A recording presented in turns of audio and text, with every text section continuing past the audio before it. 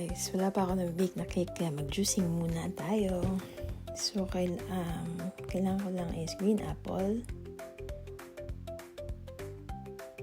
ginger, beetroot.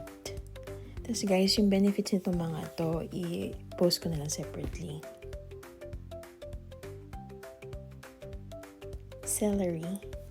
When is your celery? Char. Cucumber.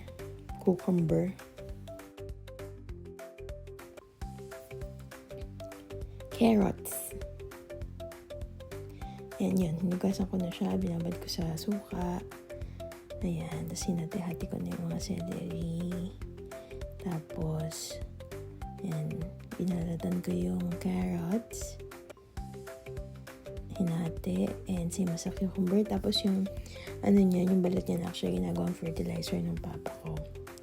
Ayan, ginger. Ayan, beetroot.